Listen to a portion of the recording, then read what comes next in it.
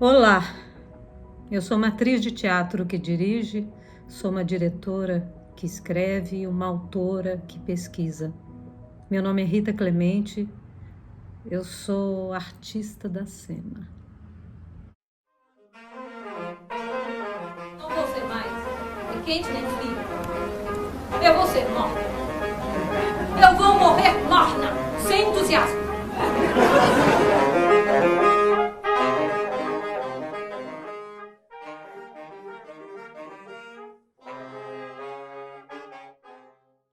Dirigir, atuar, escrever cena, hoje para mim é uma coisa muito natural, até orgânica. É um modo de compreender a cena de uma maneira ampla, de uma maneira mais completa. Mas quando eu me formei há 30 anos atrás, como atriz no Cefar, hoje Cefarte, na Fundação Clóvis Salgado, Palácio das Artes, eu não tinha a dimensão dessa possibilidade. Pelo contrário, não tinha muitas referências, mulheres que atuavam, dirigiam, escreviam. Havia algumas referências fora de Minas Gerais ou referências em estilos diferentes, né? Na mímica, talvez, em um teatro menos textual, talvez.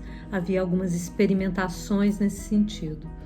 Mas eu não pretendia fazer isso, não era uma pretensão.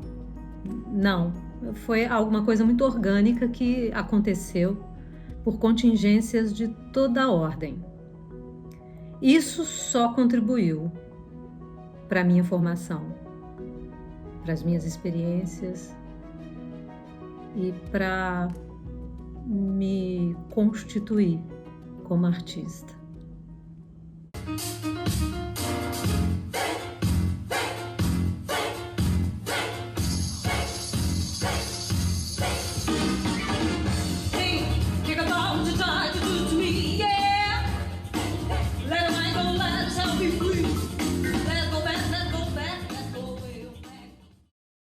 Assim que eu me formei no Cefar, há 30 anos, nessa escola que esse ano também comemora seus 35 anos de existência, escola que foi fundamental para mim, porque eu não sabia nada de teatro, realmente tenho como referências os professores que apresentaram o teatro e eu confesso que, olhando agora para trás, eu acho que eram artistas incríveis. Enfim, quando eu me formei, eu tive a chance, a oportunidade de fazer parte da Companhia Sonho e Drama, no espetáculo A Casa do Girassol Vermelho, que eu tenho como a minha primeira experiência profissional.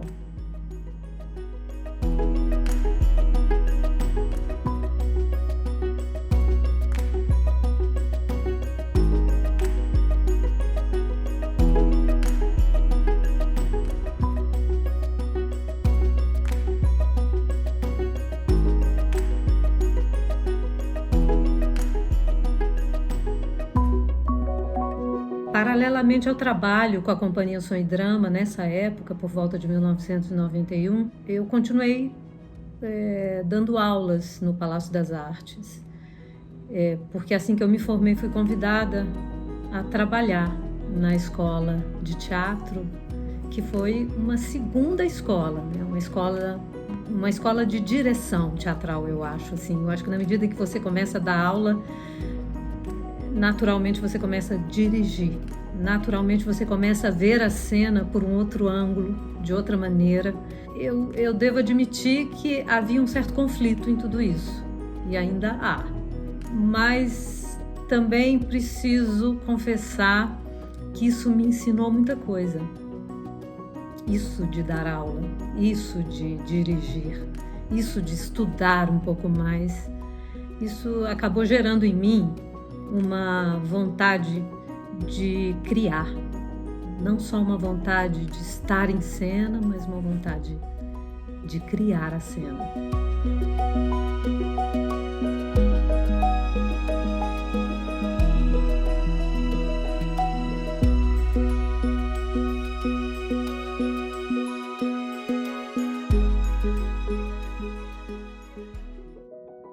Olha, quando eu percebi que podia, além de ser atriz, que eu poderia dirigir, e que ao dirigir eu já estava criando cena e sendo autora da cena, mesmo que houvesse um texto pré-escrito, isso foi uma abertura, né, de possibilidades. Mesmo percebendo que muita gente, e isso em geral as pessoas de teatro, há muito tempo atrás, entendiam isso como algo pretensioso, eu acho absolutamente natural que qualquer ator, qualquer artista da cena tenha essa possibilidade e com isso consiga desenvolver uma carreira que vê a cena de uma maneira ampla, que possa enxergar o teatro como linguagem. Essa experiência me trouxe até o solo, e principalmente esse solo mais recente, que me deu uma dissertação de mestrado, me possibilitou um estudo a respeito do que é estar só em cena, do que é escrever a cena, né, a partir do trabalho de criação do ator.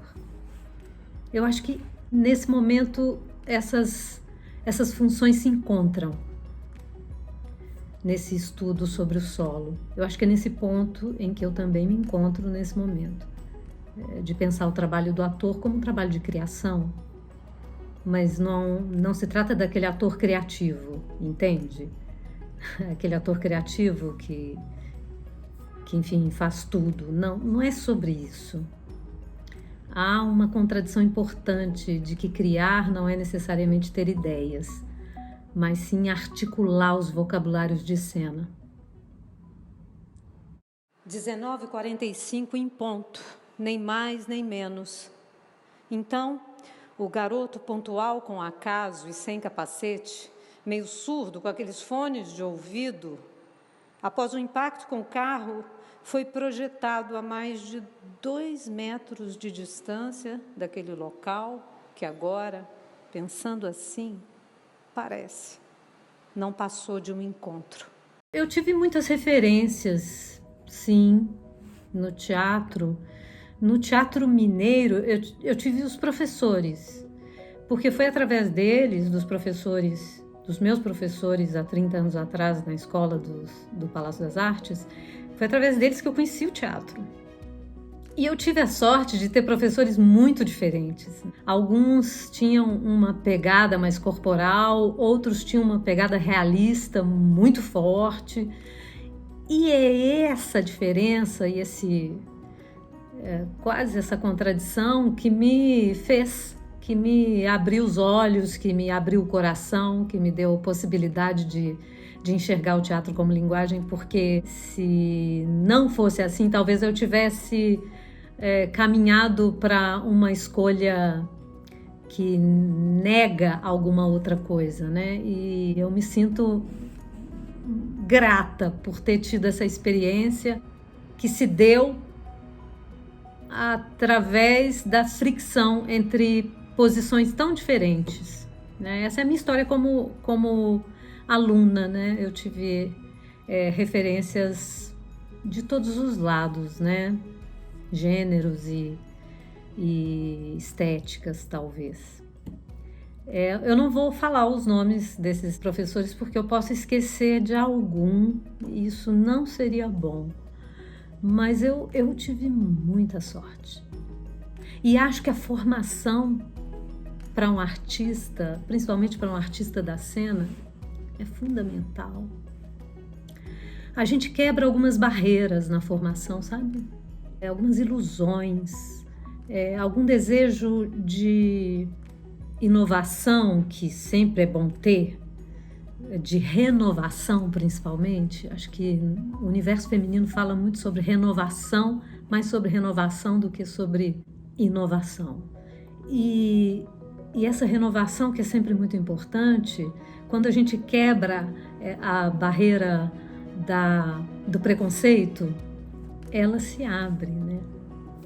Essa possibilidade de renovação se abre, se abre porque a gente vê que realmente o que importa é a vida daquilo que a gente está fazendo, né? Importa isso, que tenha vida, que esteja vivo. Isso me libertou de algumas amarras preconceituosas, né? De contemporaneísmos, naquela época de modernismos sem vida. E hoje eu vejo o quanto o passado é o companheiro da renovação, né? O quanto a gente não precisa se preocupar em ser contemporâneo. Que ser contemporâneo é ser quem se é, fundamentalmente. Nesse dia, voltei para minha poltrona, fumei desesperadamente e comecei a pensar em toda essa falta de sentido uma vida inteira. Pensei em nossa família, em furar os olhos ou amarrar uma corda no pescoço. Mas acima de tudo eu pensei em fazer com que dessa vez eu possa definitivamente afirmar a minha existência, encontrar logo essa tragédia.